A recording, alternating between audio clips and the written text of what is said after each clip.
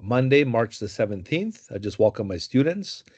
We're continuing the Photoshop digital imaging portion of the semester. So let's go ahead and continue with the exercises I have prepared for you. I'm going to share my camera now and let's get started.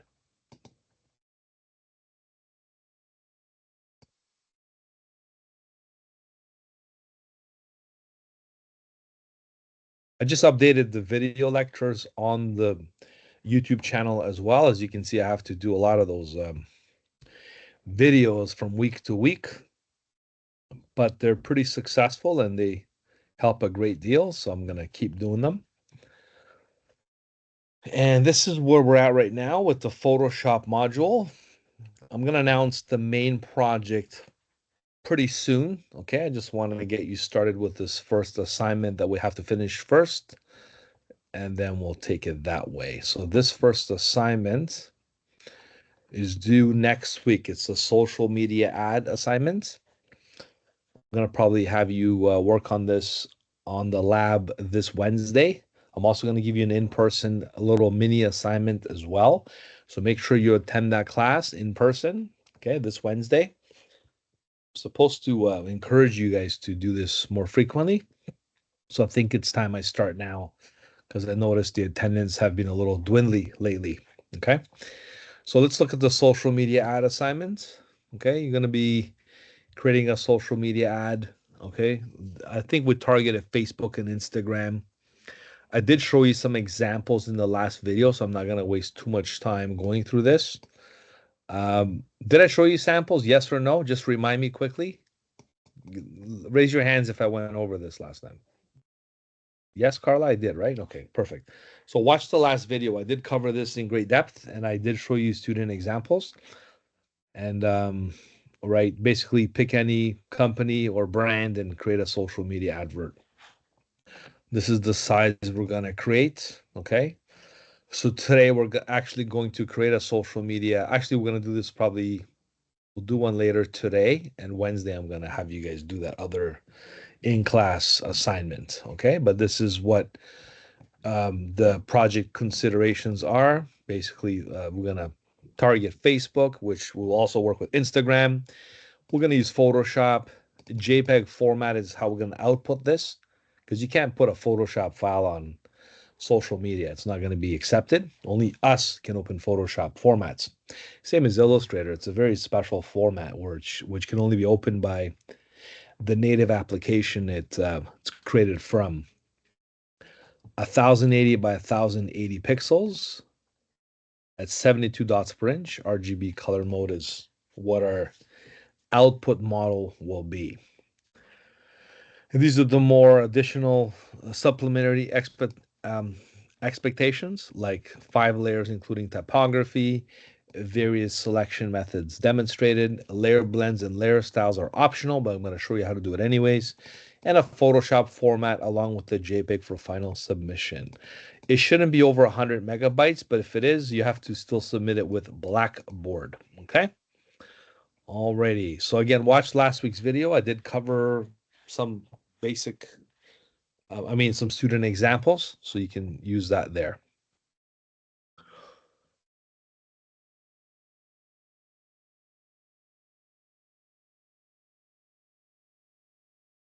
So we still have some lesson files to cover from lesson 8 as we transition over to lesson 9. Like I said, this week we're going to cover class 9 as well, but I do have some lesson files to still finish up with. So if you can open this folder or download this one to continue where we left off. I'm also going to include more in-class design discussions because we're going to do one this Wednesday. So I'm going to make sure everybody partakes with this. It is mark based too, so make sure you also participate. It's nice to see Carla participate, Yasmin participate, with myself as well. I don't see anybody else, so that tells me the rest of you are not participating. So please make sure you upload. If I ask you to do something, you have to upload stuff, okay? So make sure you do that, please. So this is the very first lesson we did last week, the abstract exercise, okay? If you missed this one, I would focus more on the one on Wednesday. Okay, so make sure you're there for that one because we're going to do it in class. All right, so we'll talk about that then. In the meantime, download these lesson files because we're going to use them for today's lesson as well. And then we're going to create a Facebook ad using these MacBook Pro resources. And we'll have this image reconstruction exercise, which this is the one I'm going to use on Wednesday. Okay, so I'm going to make that available for you then.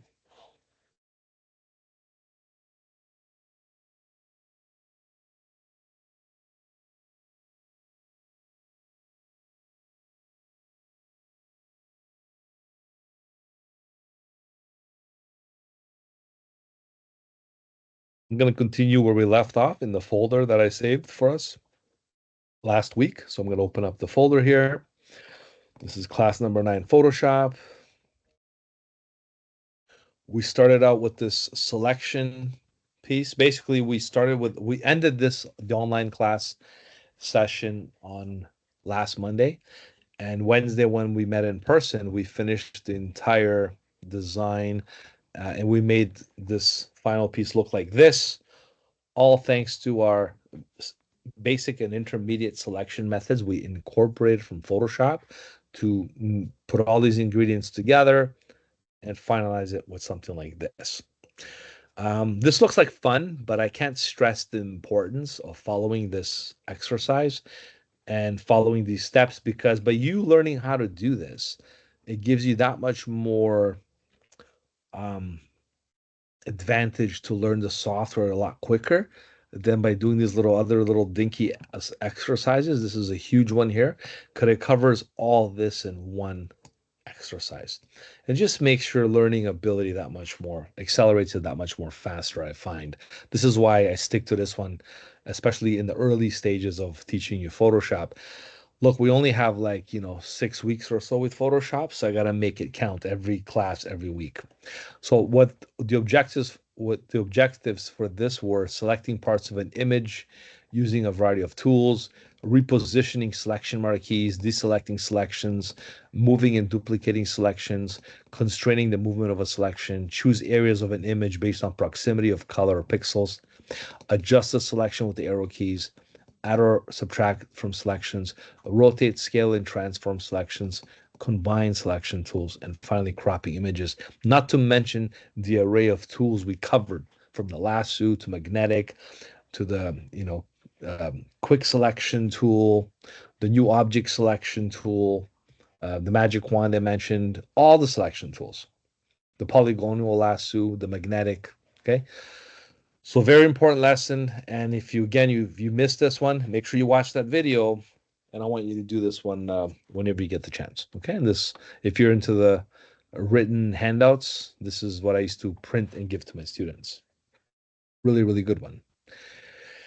As we move to the next one, I think this one is the one we might transform into a Facebook ad. So we're going to cover, two things in one. Not only will cover the steps on how to do this, but we're going to transform this into a Facebook ad for a brand name or something. Okay, so first we're going to copy these steps here. We're going to follow the steps by amalgamating two different images and putting them together into a montage design selection. By learning this, you'll be able to use Photoshop as a creative tool from now on.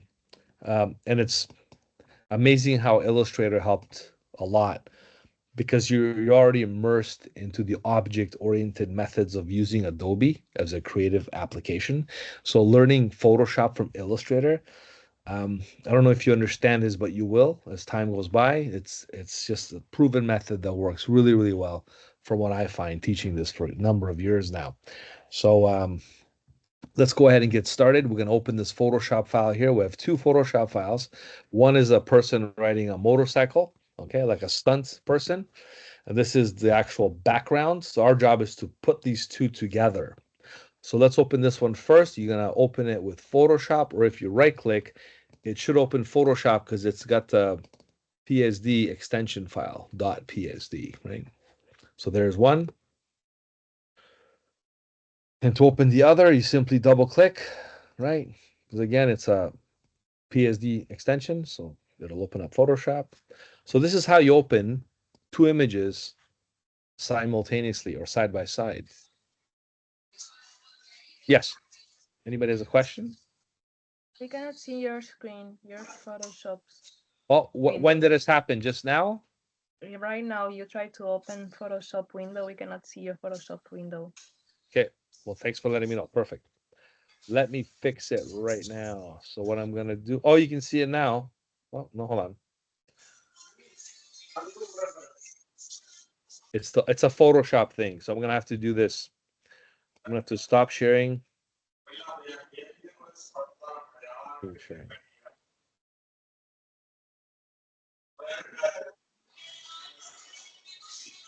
You can see it now, right? Yes, yes, yes. Perfect. Okay. Can I ask all of you to mute your mics, please? Unless you have a question. Ravi, you have a question? Because your mic's not muted there.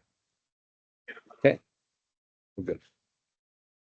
All right. So we have two images open together in Photoshop. Ever since they upgraded Photoshop back in the, I'm going to go back 2010. Okay. They did do this. The old Photoshop used to look like this. You can actually move the images like windows. Okay, that's how Photoshop used to look like. The thing is, smartphones just came out, tablets, more responsive devices, and screens got smaller. So people wanted a more compact interface. So this made it a little harder to control.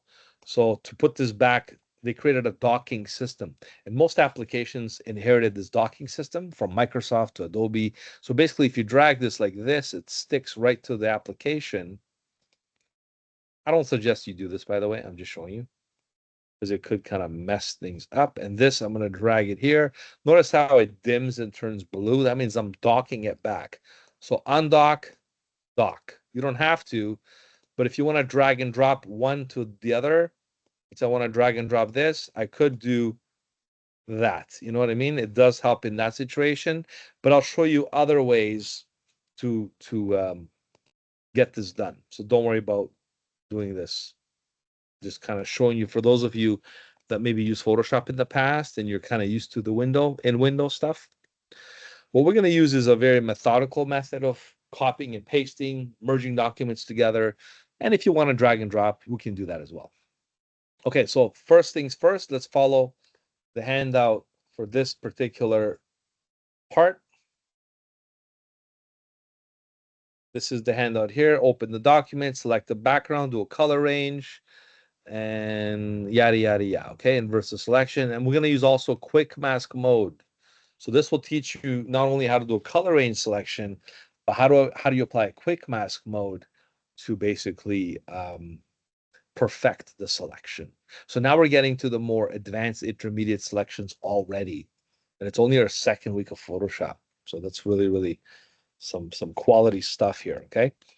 Because we already did the basic stuff with the watermelon and the fruits and vegetables. So we can't keep, dwindling on the same thing. We got to keep learning more and more. And as we keep going forward, you're going to learn that much more of the application. So this is why we're covering this very important part here right now.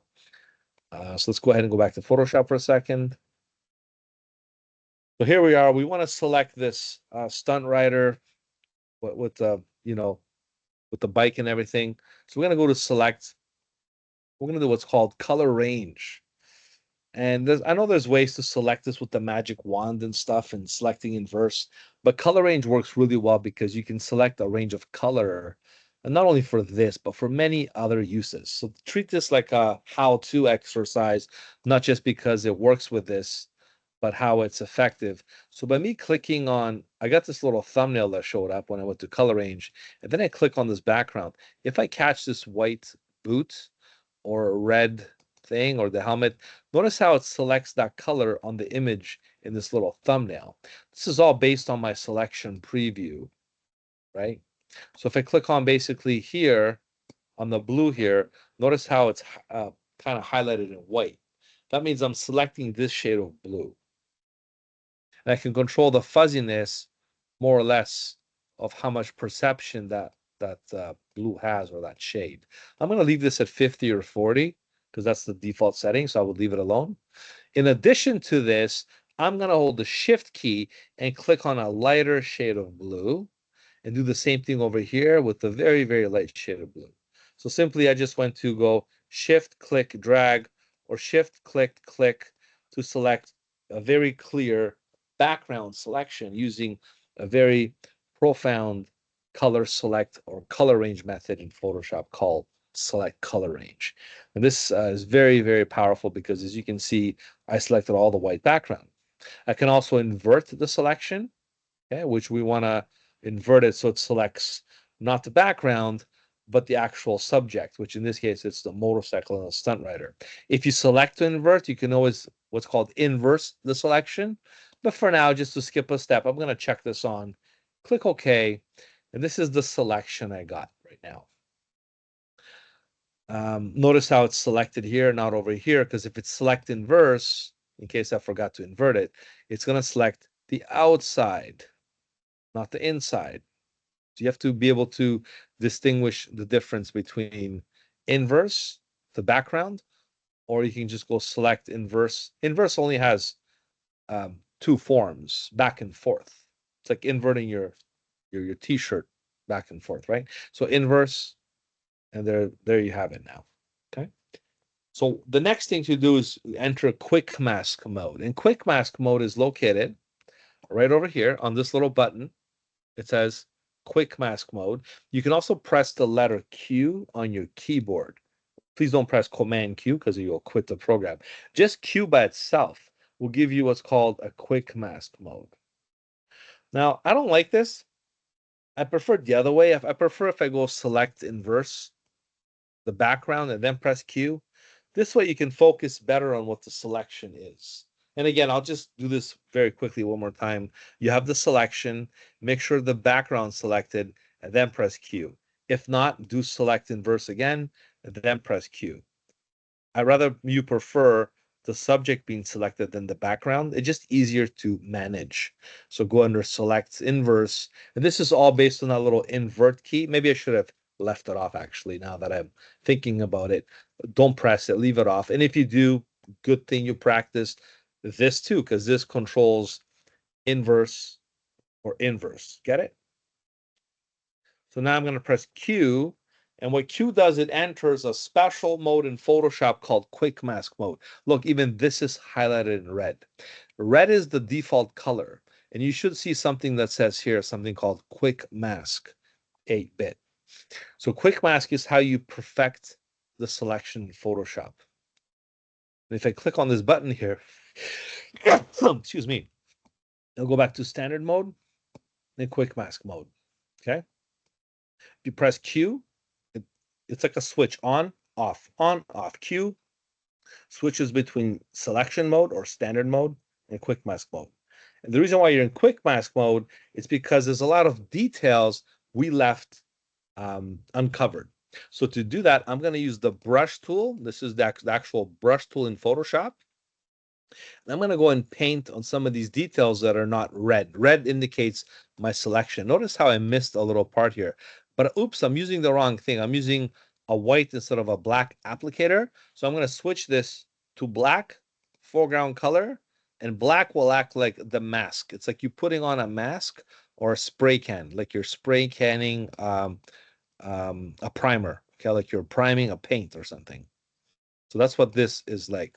You're priming the paint on the selection. Of course, if you go too much, you don't want that to be the selection. So be careful not to cover areas that you're not supposed to. If you do make a mistake like this, however, you can also press X. X switches white and black. So if you go with white, acts like an eraser. If you press X, if you go with black, you're adding. X, white is you're subtracting, and black is you're adding. You have ultimate control. There's no better method than this to perfect your selections, as many professionals feel the same. So if I go here now, I can add more to these selections. Now, the only question you might have is, why is it red? Well, red is the default color. But if we have, let's say, a red apple and red conflicted with other red colors in my image, you can then double click here where the quick mask button is depressed. And you can change the default red to like a green, okay? And if you do that, It's going to be a green color as opposed to a red color. Okay, so it's up to you. You can customize it. I'm going to double click and put it back to red. I kind of like the red in this case. It works well. Maybe a pink. Press Q, and there it is. Okay. And you can notice how we missed a few. Let's change it back to red. And press Q. We missed a few spokes because the color is so tainted or fainted, I should say. Even AI or Photoshop's most advanced algorithms cannot pick up these pixels that were left behind. So what we're going to do is use the pencil tool, a very, very thin tool. We're going to use the black as a selection. We're going to draw these straight lines manually. You might have a whiskers on a cat or something more detailed. You got to get these things. Now, I don't know how your steady your hand is, but if it's crooked, I have a shortcut for you. If you click and you hold shift and you click on the other end, you draw a straight line. So shift, click, shift, shift, click, shift, click, shift, click. So you just go point A, click, point B, click. Then you let go. You click over here, shift, click. Click over here, shift, click, or shift, connect, back and forth. And this is how you can really, really get all the fine little details on almost every angle. Okay. And again, this is not really necessary, but the whole point is to teach you how to do every little detail on a selection. Because if you do this professionally, you're doing this. It might take you like an hour to do a proper selection job, and you can see every pixel is accounted for. You can do the same thing over here, right? See, it totally missed these pixels. So I'm just gonna go shift click, and shift click. All right. You don't have to get too carried away with this, but you can see my point, right? Once the selection's perfected, I can then go back to, sorry, the quick mask. Once the mask is perfected, I can then transfer it back to a selection by pressing Q or going back to standard mode, Q. And then notice how it's selecting the opposite of what I want. It's selecting like um, the background. You see the edges? So if you're zoomed in, you can't see that. You have to zoom out, Command minus, and you can see what's being selected, what's not being selected. So if, in this case, I would go select inverse. This is a very common shortcut, Command Shift I selects, let's say you have a white background. You click on the white background, you press inverse, you select the subject, and then you copy and paste, let's say. So same thing with this. We selected the background, we perfected the target with the quick mask, using a brush technique. Now we're inversing the selection to select what we want. We press copy. We go back to this image over here. We go to the move tool, just like we did with the melon exercise in the last lesson. And we press Command or Control V to paste. And now we have a layer added to this background. Then we can press edit, free transform. I love using free transform because this lets you scale, select, and rotate the actual layer or the image. Okay. So then we press enter, and this is our, design that we're trying to put together. You can also prepare a Photoshop ad to the right size as we have here.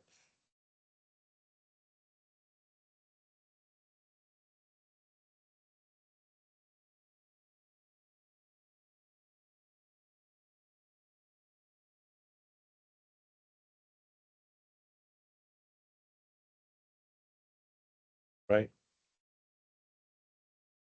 So we can follow all these steps and build the document. It's 1080 pixels in size, 72 DPI and stuff. So basically, as I'm showing you this technique here, I can definitely show you how to convert this into a Facebook ad. Okay. So to do that, we either create a new document and we make it a Facebook ad or Instagram ad from the get-go. There's probably preset sizes under web. Okay. I don't know if there's social media setups, maybe mobile, view all presets. These are mobiles. go to web, do all presets. These are computers, art and illustrations, mobile. I can't believe there's no social media ones. You know why? Because it's always volatile with the dimensions. So anyway, it doesn't matter. Go to web, okay?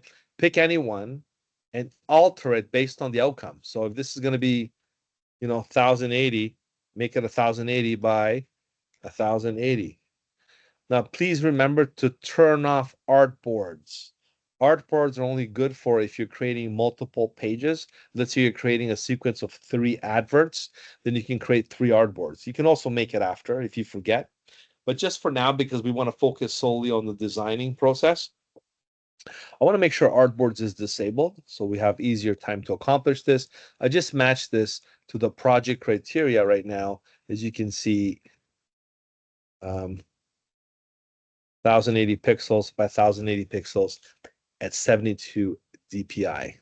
Okay, so that's what I'm doing here. And it's going to be RGB color mode. CMYK is for print. Obviously, we're sticking with RGB with a white background for now. Click create, and there's our Instagram ad that we're going to create using these sources. Okay, so first you create the ad from scratch, but then you simply copy and paste. I know we pasted this here, but I want to paste it over here. I can just hit Command V.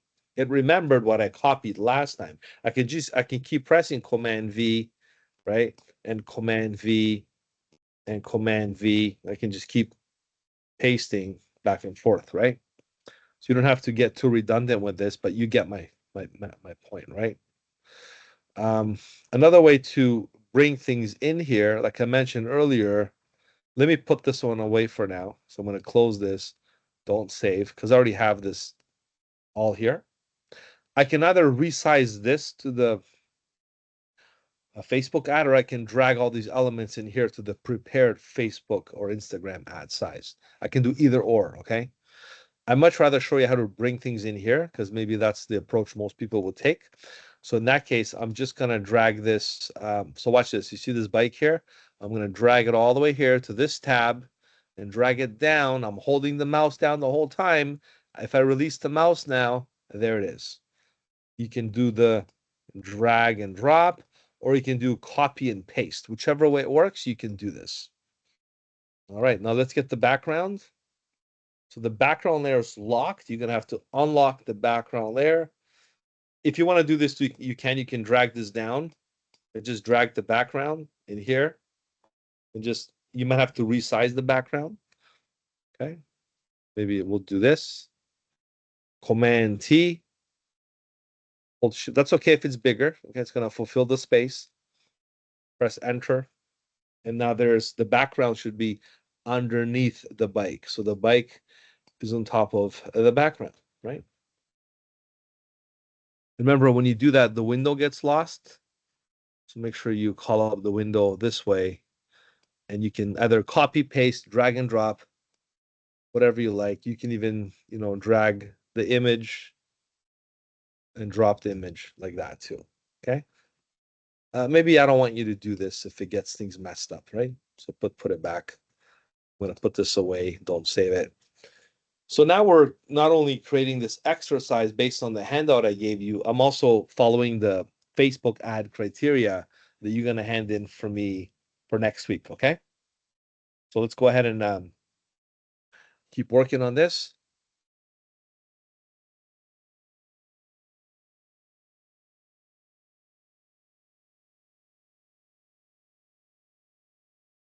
I'm going to name the layers accordingly. So this is going to be called bike. This is going to be called BG for background. I don't need a second background. I'm just going to press delete. This is how I'm going to create my Facebook ad going forward. I'm also going to bring in some of the other elements from online. Okay, so here I'm going to type in, what are we doing? What motorcycle company? Kawasaki or Yamaha? Yamaha logo. Okay, this might be like a Yamaha thing. And we're going to do right click, copy image. Yes, you can copy images here. and hit Command V to paste the image. And then Command V is paste, Command T is transform. So you can transform and basically move everything over here. Okay, so this is like going to be the Yamaha advertising. And I'm going to make this bike bigger. So Command T, nice and bigger as well. So just add some more depth, some more sizing.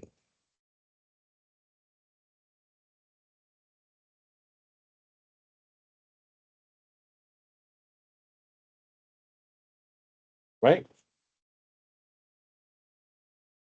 So you could have multiple images here, including typography, including some other things. We're going to put a caption here. Most advertisings uh, do have some, slogans and captions on top of their messages. Okay. So I'm going to do that down here per bit. So in order for me to do that, I want to be able to create a screen so the text is more legible. And you do this on websites and other social media adverts. I'm going to go use the rectangle tool in Photoshop, very similar to the one we used in Illustrator, except it's going to be like an object. I'm going to go drag an object on the bottom here like this. It's black, so I can definitely put a screen. Like the opacity will be less. Okay, so I'll make it like 60%. This way I can read my text that's going to go on top of it. I can also press Command T and make it bigger or smaller like that. Right. And now I'm going to use the type tool.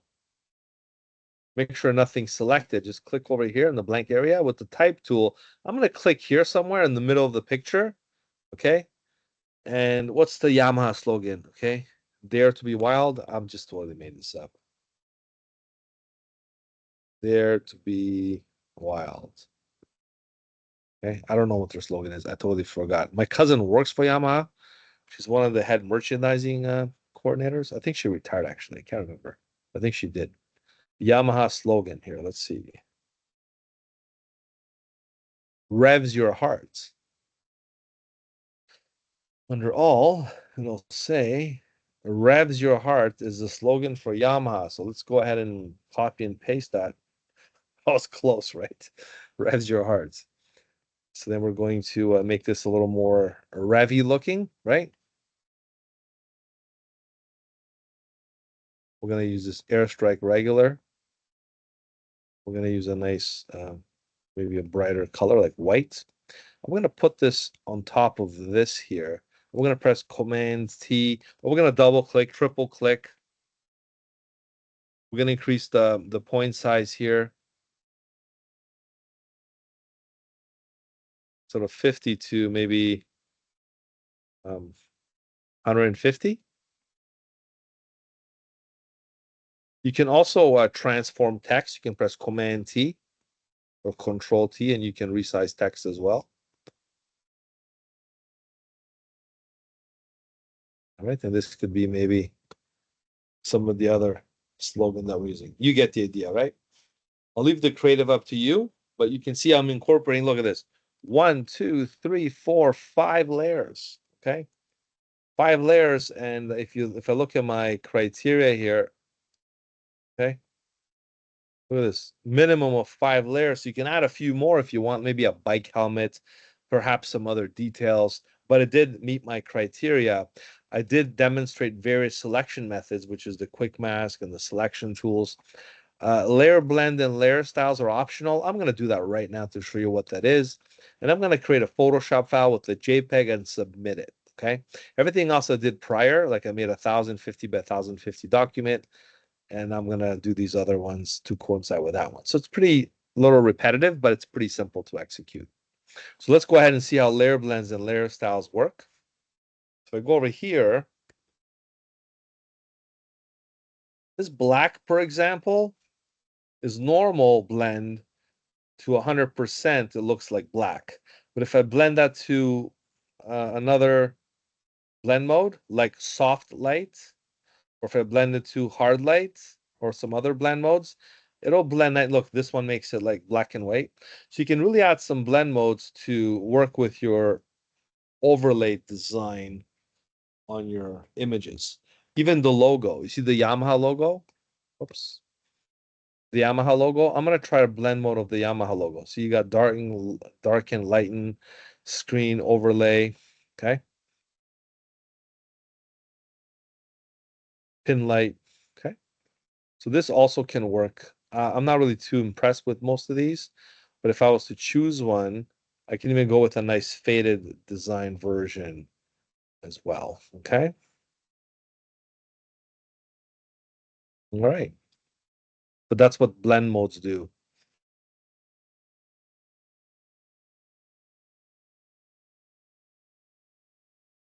I'll go with overlay. Okay. There.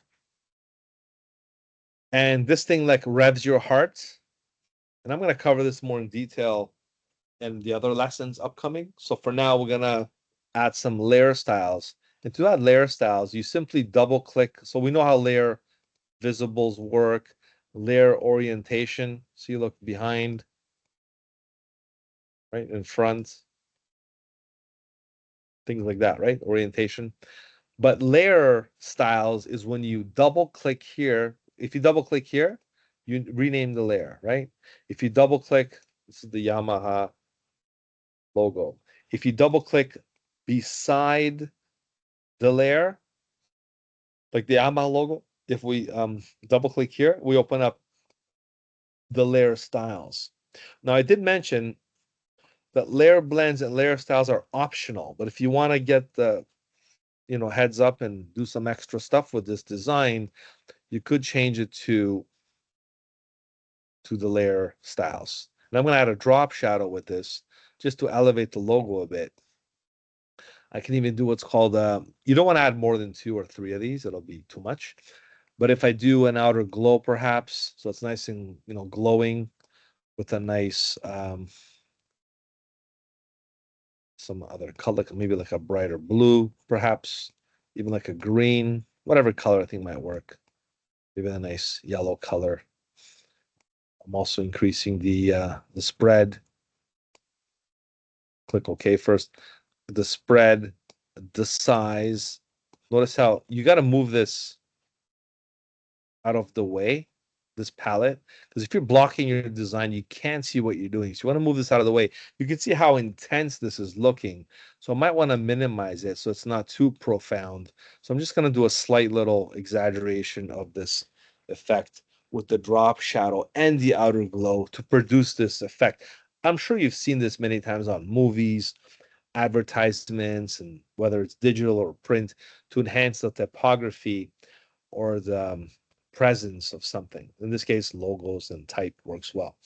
So I'm gonna just basically leave it on that. If I want to make this guy glow right here, I simply go, let's try it again, double click on the layer, open up the layer style, click on outer glow, right?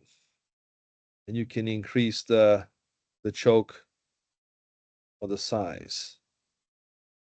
Oh, sorry, I picked inner glow by accident. My apologies. We're gonna go with outer glow. There we go. Now he's gonna be glowing. Radioactive, right? There we go, right? Glowing with energy. Want to do lightsabers, Star Wars, you name it. Superman, Green Lantern, all kinds of effects they do with movies and images like powerful things and glowing things just to rev awareness. Okay, so I'll do another one here. Revs your heart, perhaps I can try something else. Look, I even do a layer style on that one. And for that one, we'll do an inner shadow. So it looks like it's kind of carved in. So it's subdued a little bit. All right. So if you can see what I added here, added effects on 3 layers. I did a layer blend on the Yamaha logo. Also the rectangle, I did an overlay blend. Otherwise, it doesn't blend nicely to the background. The Yamaha logo, I did an overlay blend as well. And everything else, I did what I did there. All right. So this pretty much covers not only this exercise that I had outlined for you, and more. So I did all this and I covered more with the additional stuff to demonstrate how to execute these deliverables for the assignment that's due next week. Now, I might give you till Wednesday for this one because I do want to help you in person.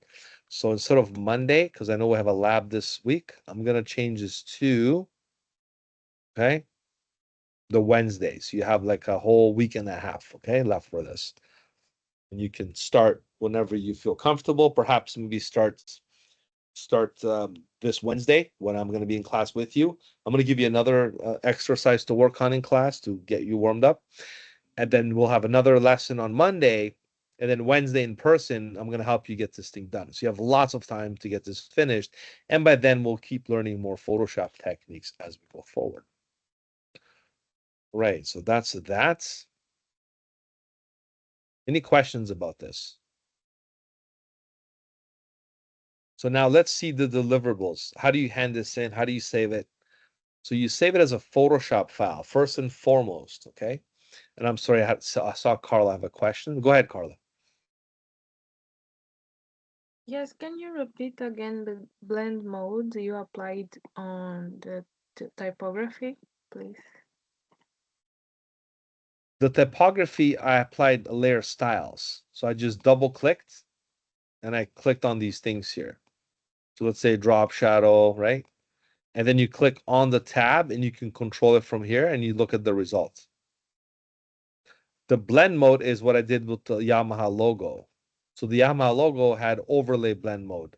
I can do other blend modes. You just have to pick and choose the ones that you like to apply from here, right? See these? Those are blend modes. So the difference between a blend mode, I kind of like this one, and the layer style, the difference between a blend mode and a layer style is this is the blend modes. There's a lot of them. And the layer styles, when you double click and you add what's called a layer style, a drop shadow, inner shadow, glow, bevel and emboss, that kind of stuff. Does that make sense, Carla? Yeah, thank you. Thank you. You're welcome. So I'm going to save this as a Photoshop format because that's the most important step right now, is to save this as a Photoshop document on my computer. I'm going to call this Jump Yamaha Advert. Okay. And I'm going to go ahead and save it on the desktop. And now for me to put this on social media, like on Instagram and these other channels, I'm going to have to do a save a copy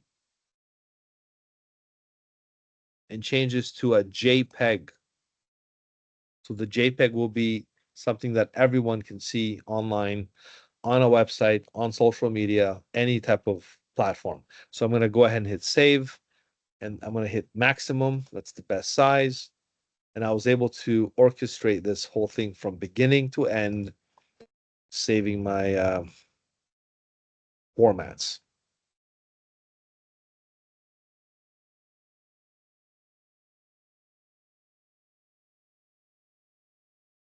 Here's the formats, Photoshop, JPEG. They look similar, except the extension. One has a JPG extension.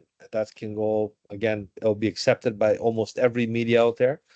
And this is my working document, the Photoshop file. Guess how big the Photoshop file is? It's 9.5 megabytes. It's almost 10 megs. It's not that small, actually.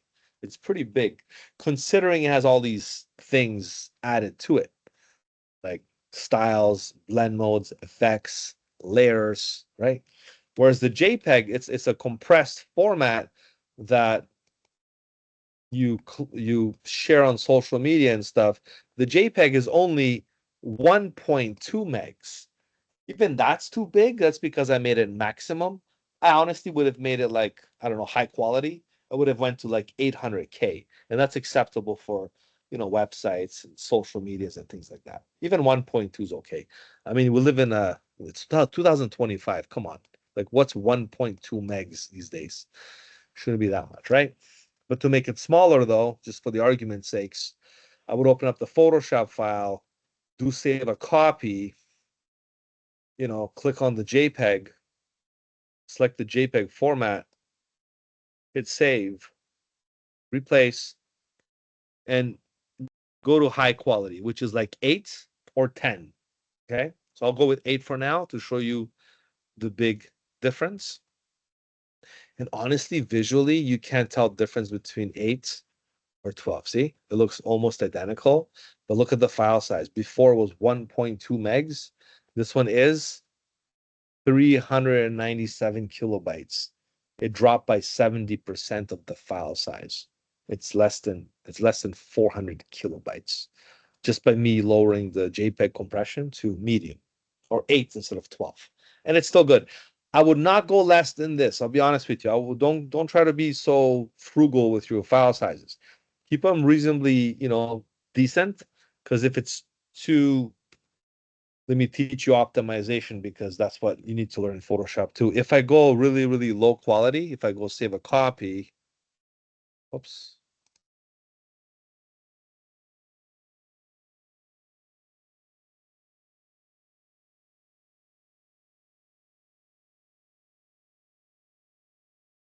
if I do save a copy, and if I try JPEG, watch this, low res, right? Low res. Yeah, I'm gonna go to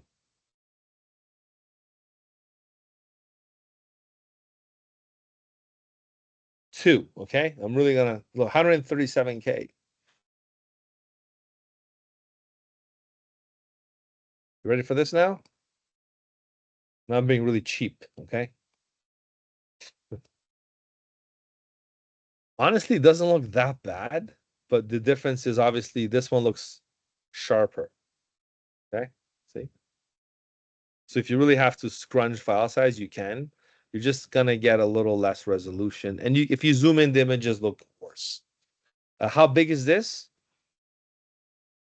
143 kilobytes versus 300 and, oh, sorry, where's the other one?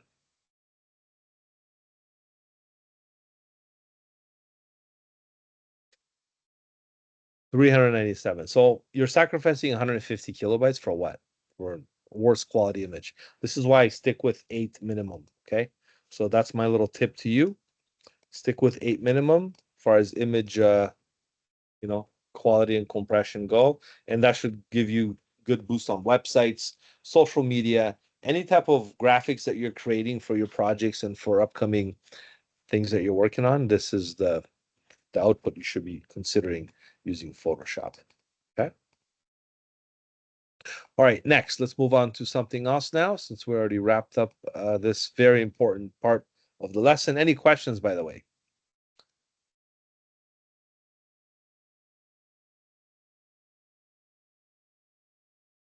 All right, let's continue.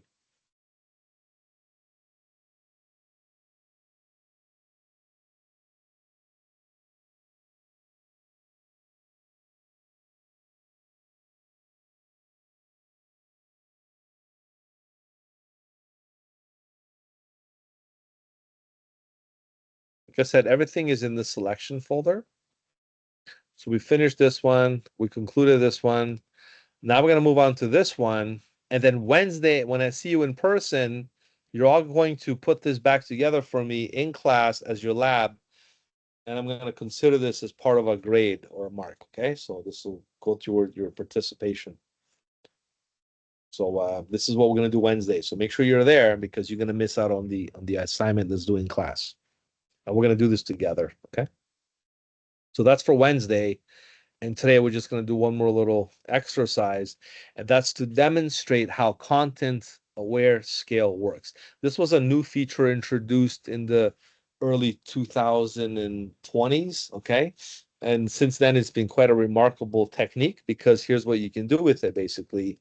You can open up images like this and resize them without affecting boundaries and things like that. So to demonstrate further, I'm just going to put this one away here. So to demonstrate this, here's an image of looks like a destination wedding. And you do have, these guidelines here that were made.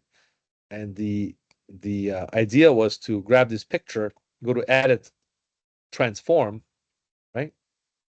Or free transform. And if you hold shift or don't hold shift, I want you to scale this picture here So we have a nice, let's say you have a limitation on a website and the image had to fit by this, let's say 400 by 400 pixels. So this is unacceptable because what you're doing is you're distorting the image. And if you distort the image, not only it looks unprofessional, but the people in the image will get really, really upset. Although I must admit, they'll look taller and stuff too, thinner and taller. But honestly, this is not something you want to do. So, jokes aside, right? You want to do this properly. Okay. So, to do this properly, Photoshop invented a technique that's called edit. Okay. And you go under content aware scale. Content aware scale came out before ChatGPT, and it's a built-in algorithm AI in Photoshop. So what it does, it basically, if you do this, it distinguishes the subjects, which is the people, versus the background. So basically, you can actually go ahead and transform photos that'll work miraculously by doing this. Now, if you go too much, it'll distort it, obviously. So it works within a certain range and percentage, and that's how this works. Okay. Not bad, right? Does it always work? No. Because you can see here, sometimes it does have its glitches. And there's ways to prevent that by saving an alpha channel, which I'll show you more advanced practices to freezing certain pixels not to get affected. And also not to mention the tsunami effect in the background. Okay. So it's not perfect, but it does have its benefits. Let me show you case B. This is case A, this is case B. Case B has a similar image with, let's call them a group of teenagers in the background. And again, if we do Command T and try to resize the image to fit within a certain boundary, we're going to run into this problem here of making them look distorted. This is basically a no-no, right? We all know that. I'm sure you've seen things like that on the internet. I see some of those cheap pop-up advertisings that have all kinds of, mishaps like that. And if we try to do edit, content aware scale, which what this exercise revolves around, what happens is it does this. So how come it didn't work this time? Not like the other image, eh? It did actually worse than the other one. So this one didn't quite work because of the complexity of the background of the image, the pixels, the placements. A lot of factors could factor into the outcome. So the solution for this is to freeze the pixels that you want to prevent from being distorted versus the pixels that's in the background that is going to be kind of adhering to our resizing potential. Okay.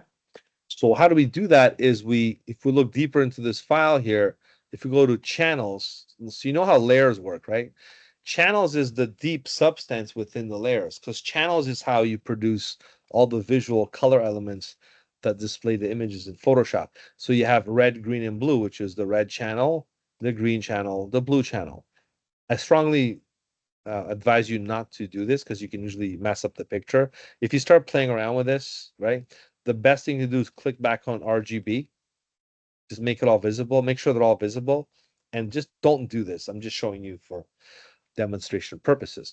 What you'll notice is an alpha channel here called scale. So if you click on that, you'll notice this was already created subsequently to the image exercise to demonstrate how to apply this very special treatment of a technique to prevent those people from squishing or being distorted. This is an advanced technique, but I'm showing it to you now because it's part of selections and images and preparations and things like that.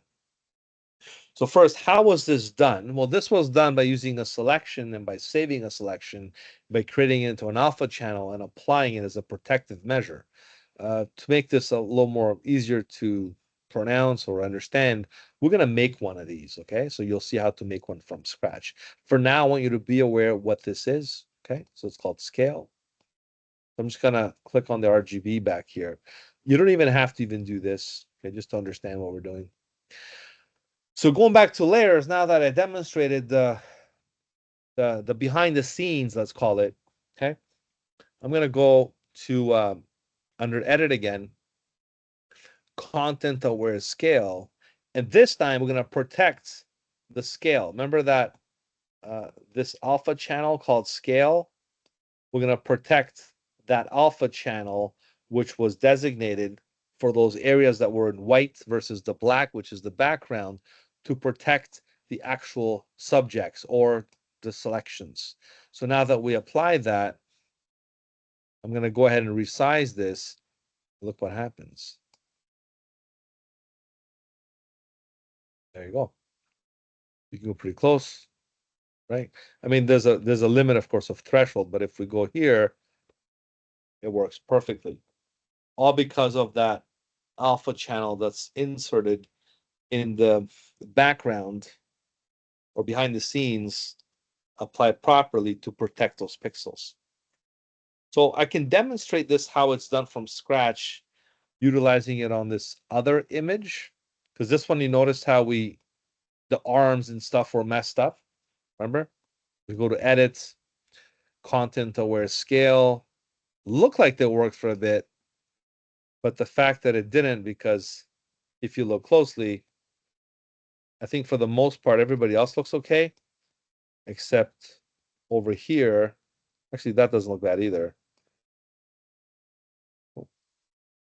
I think by accident it worked. You know why? Because when I went to content aware scale, I clicked on protection on, and that was from the other image. But trust me, it worked by luck. It doesn't really happen a lot. So let's go back to default, which is none. And again, this is what's supposed to happen because you won't even have that. That's just by fluke. So this is the problem, right? The arm gets all messed up and stuff. Everything else looks, I think, okay. So to prevent things from not being destructive, okay, what you have to do is you have to prepare the alpha channel. So for that reason, I'll show you how to make one from scratch. Just like I showed you how they did this one here. I'll teach you how to make one for this one, right? So first you identify the problems. In this case, it's only the hand or the arm. So in that case, I'm going to zoom in. And today we learn quick mask mode. Remember we press Q? Remember Q? Remember everything turned red over here? So Q is quick mask mode, and we use what's called a brush or a pencil, and we fix the spokes on the bike. So I'm going to go to quick mask mode, zoom right into her hand, make sure black's on the foreground color, and simply start coloring what's called a mask. So it's like the applicator that we're using earlier, only this time we're protecting her arm not to be distorted in this process. If there's other things we need to protect, just like I saw you that picture, basically you can color the whole person. You want to spend an hour, but you get my point, right? You're gonna cover the whole thing. Wherever else you see something, even her hand got a little destroyed. I'm using the left square bracket and the right square bracket. Let's protect her hand as well, because those are the areas that got distorted. And I'm using a quick mask mode by pressing Q, Q, right? And now that because we have those areas selected, remember I have to go inverse the selection to select not the background, but the actual arms, the two arms. So then we go to select and we do what's called save selection. You might not have to ever do this, okay? But for those of you that already know a little Photoshop, I want to show you something more advanced if you don't know how to use alpha channels. And those, even from a basic perspective, it's good to understand how this works in a more advanced form of using selections. So saving selections is what you can do in Photoshop when you make them and you name them. I'm going to call this arms, capital arms, okay? And then I can just go deselect, right? Because if I go to channels now, you can see scale and arms. You see the arms, they're in white, just like the teenagers were protected.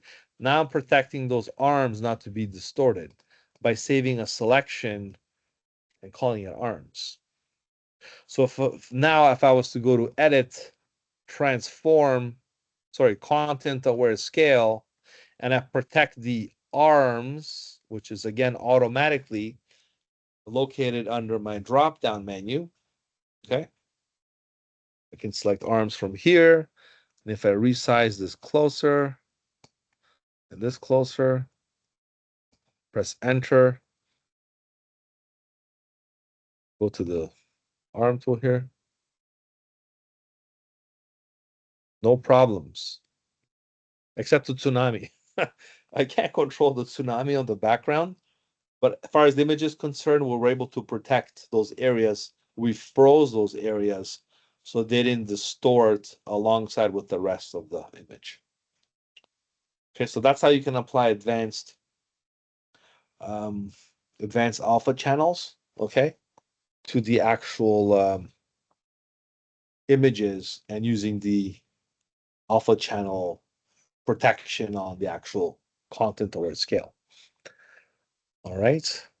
Um, Now, what else can you do with alpha channels? I'm going to show you one more thing quickly. This is just another side lesson here. We're going to first resize this picture.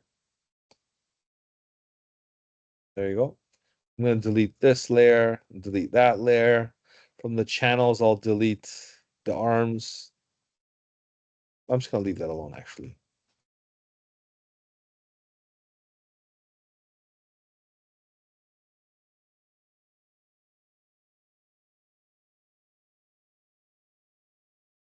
Delete. Okay. And I'm going to save this as a Photoshop file.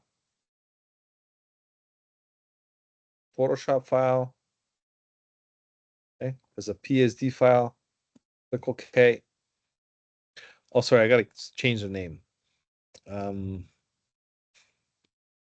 Edited. You don't have to do this. I'm just showing you some extra stuff here. So I saved this as a Photoshop file, and I do have an alpha channel called scale. So what that means is when you take files into other programs, like I think I showed my graphic design students, we used InDesign. If you open programs like InDesign is a layout desktop publishing software. So if you bring in stuff in InDesign, even Illustrator, with Illustrator, you might have to make a clipping mask. I'm not sure. But I know in InDesign and other programs, you can just bring in the image with the alpha channel, then it'll automatically understand transparency. How do you think they make these Marvel movies and these advanced things? They use green screen. So same thing with alpha channels, you can use green screen to take out the backgrounds, okay? So let me just demonstrate this in Illustrator as well.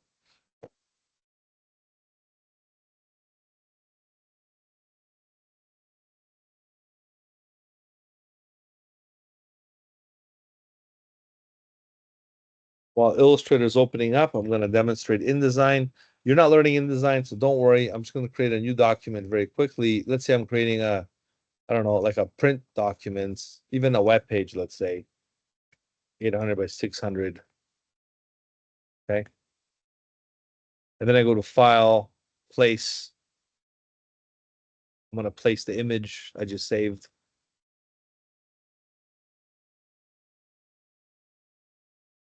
which is here.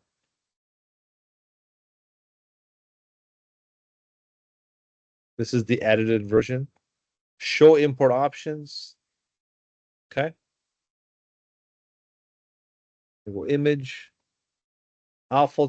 So there it is, the alpha channel, scale.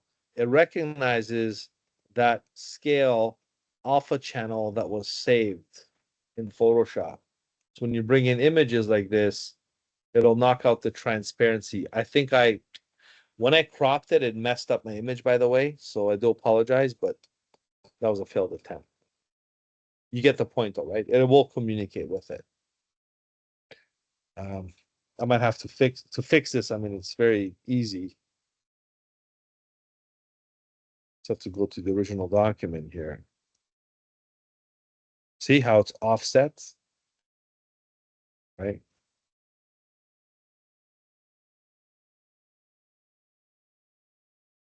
But when I cropped the picture, the alpha channel didn't really move with it.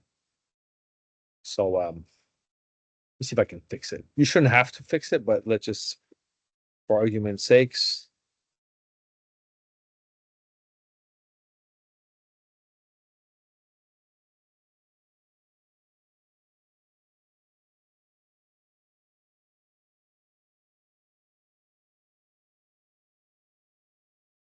Well, anyways, when I cropped it, that's when the thing happened. Can I undo? There. So be careful when you crop images. You want to make sure if you crop the image, you do it from the before. Because if you do it after, okay, it will affect the actual overall export. Okay. I'm just gonna go file, revert, revert. Maybe I'll demonstrate the other image, the original one. Okay, so pretend I didn't crop the picture. I'm just gonna go use this one. Uh, Alpha channel, scale, there it is. Layers, okay. There's the layers. I'm just gonna select the layer that I want. And again, you're not gonna use InDesign, so don't worry about it. But I want to show you the purpose of why these alpha channels are very special. Because they're a communicative basis for other programs. So like video editing, print design, stuff like that, alpha channels, clipping paths. These are the things that designers use to bring into other programs, retaining things like transparency, not just doing fancy edits that I was showing you, but to do transparencies to other programs. You get my point, right? Just to demonstrate this one more time, I'm going to use Illustrator for a second. I'm going to open. I don't know. I'm just going to wing this. I don't know if it's going to work because it's the alpha channel. So let's see.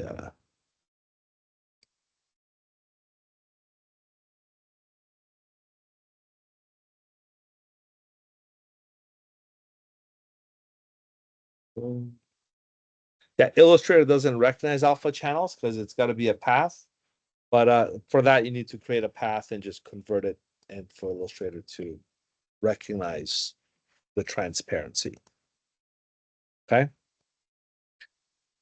Since I want to show you how to apply both, just quickly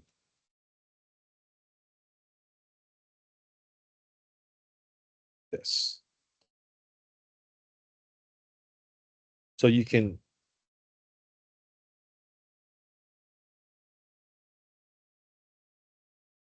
go like this. You can go select, watch this, load selection. Let's say you want to extract the background. You can load the scale, that selection they called scale, load the scale selection, click OK. There's my selection on the teenagers. Copy and paste or Command J. Click on the background, delete, delete, delete. Okay. You can just even leave the background alone, right? Save as teens. Save it as a Photoshop file. And if you do that, if you go to Illustrator and you want to open a file or place an image, no problem. See, then you can actually do whatever you want in Illustrator from Photoshop. You just have to apply the selection of the transparency, and it's pretty capable of going back and forth. Okay, so you have the transparency retained. In case you want to do something in Illustrator or any other video, Illustrator, digital page layout program. Alrighty, so I'll leave you with that for tonight. I covered everything plus more. I'm gonna save one more thing for Wednesday. Wednesday, we're going to get into this one here. We're gonna construct this in person, so make sure you're there. And then we're gonna talk more about the social media ad. Maybe I'll show you some other samples from other students in case you want a refresher. I'll do that on Wednesday as well. All right. So I hope you enjoyed the lesson so far. I'm gonna stop the recording and let me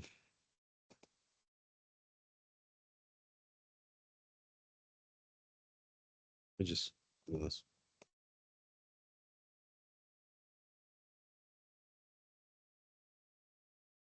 So stop sharing. All right, so thanks everyone for watching. Nice to see everybody back again, and I'll see you the next video. Bye for now, and have a good evening. See you on Wednesday. Bye. Bye-bye. Stop recording. Okay.